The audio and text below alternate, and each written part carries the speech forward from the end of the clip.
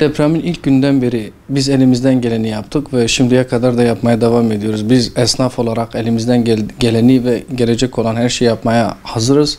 Esnaf sanatkarların bize çağrıda bulunmasıyla ve bizim de bu işte bir katkımızın olmasını istediğimiz için biz depremzede kardeşlerimizin tümü burada ücretsiz bir şekilde tıraş etmek istiyoruz ve bu çağrıda bulunuyoruz. Kesinlikle herhangi bir utanma, çekinme olmasın. Abi kardeşiz.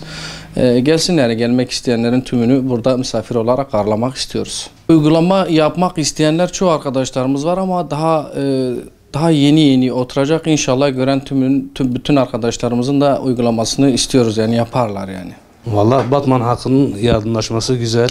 Bu Beber arkadaşımızın da yaptığı bu yardımlaşma insanlara örnek olması lazım. Yani güzel bir davranış. Tebrik ediyoruz arkadaşımızı.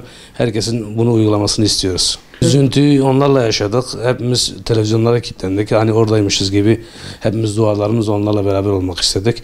Allah hepsine sabır selamet versin kalanlara. Ölmüşlere de rahmet eylesin. Bu arkadaşımız hepsine örnek olur ve hepsi bu uygulamayı yapmaya başlarlar inşallah. Güzel bir şeydir. Takdir edilecek bir şeydir.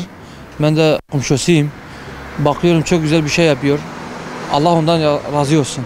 Bu depremzededen Batman'a gelenler yardım ediyor. Onlara bedava tranş ediyor. Çok güzel bir şeydir. Allah ondan razı olsun.